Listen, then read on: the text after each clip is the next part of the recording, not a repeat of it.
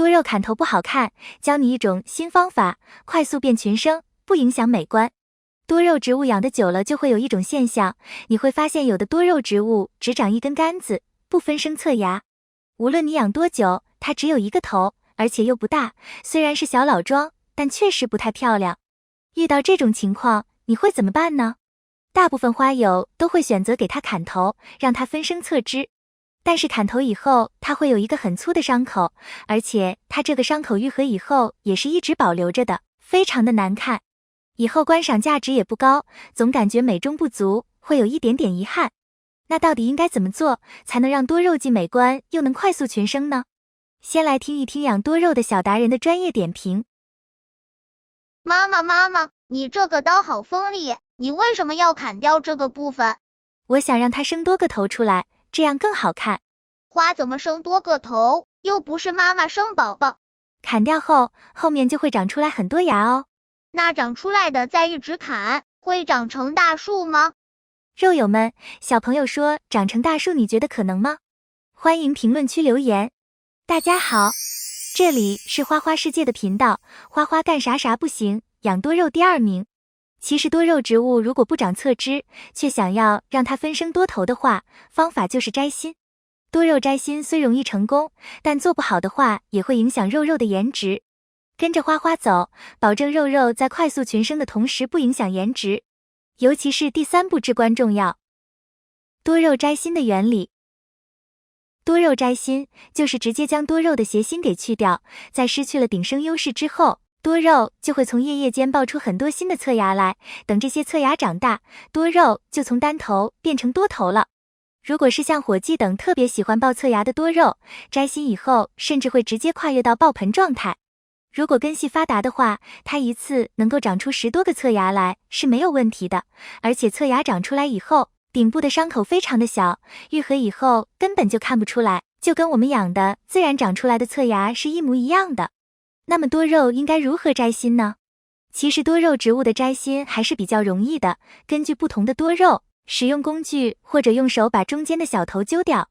摘掉小头以后，再进行其他叶片的摘除。然后在伤口上抹上一些多菌灵，放在阴凉通风的地方养护就可以，不要进行暴晒，不要浇水，不要施肥，待伤口恢复后再进行其他的养护。摘心主要针对土长不分枝的多肉植物，有打破顶端优势，促进侧芽分化的作用。相比于砍头带来的创面，摘心带来的创伤较小，恢复更快，尤其在养法师的时候使用最多。现在很多人喜欢养的多头老桩多肉，如法师、冰梅多肉等，都是通过摘心来达到目的。其实多肉植物好养易活，不用过多的担心，摘心法很容易成功，前提是花友们掌握正确的处理方法和注意事项。摘心的处理方法。我们养多肉的时候都会用到一些小剪刀，小剪刀可以用修剪、摘心、砍头等等。使用之前可以进行消毒处理，用高温烧一下，也可以用开水煮一下。修剪的时候尽量让伤口减少感染。给多肉植物摘心的时候，选择晴朗的天气，可以使多肉伤口降低感染病菌的概率。多肉植物的伤口通常晾干就可以。如果害怕伤到多肉，伤口受到感染，可以使用多菌灵进行涂抹一下，达到消毒灭菌的作用。摘心以后的多肉放置到阴凉通风的地方养护，伤口愈合以后再进行晒太阳。伤口愈合之前不要浇水，愈合以后的伤口才能浇水，不要施肥。摘心做好养护管理工作，才能减少多肉的损伤。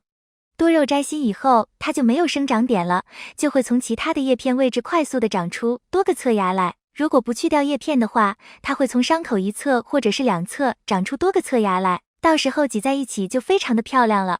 但是我们摘心的时候，一定要注意以下合理的操作才行，如果操作不当，很容易导致出现黑腐以及不长侧芽植株回抽的情况。摘心的注意事项。我们想要给多肉植物去摘心和砍头是一样的，给多肉砍头的时间要选择肉生长旺盛的季节进行，也就是春季的2至4月份，秋季的10月份进行都比较适宜，同时也利于嫩芽、新根的萌发。不过夏季就不要折腾了，毕竟夏季气温高、闷热，砍了要是处理不好，多肉说不定就挂掉了。其次摘心要赶早，为什么摘心要赶早呢？因为我们养的多肉植物年头越久，它不分生侧枝，底下的杆子会越长越高。摘完心以后，它大多数都是从顶部直接长侧芽的。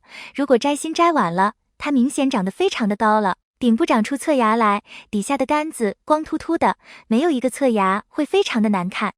所以你养上半年左右或者是1年的时间，它没有侧芽的话，要及时给它摘心。摘完心以后，它会快速长芽，这样底部杆子比较短，整个植株形体就比较丰满，到时候出来状态就会非常的漂亮。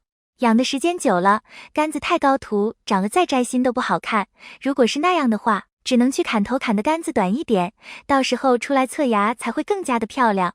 最后，我们给所有植物摘心和砍头是一样的，要在天气晴朗的时候进行。如果遇到连续阴天，或者是我们刚刚浇完水，盆土湿度大，再去给它摘心的话，阴天容易导致伤口出现腐烂的情况，腐烂了以后，整个植株都会死掉。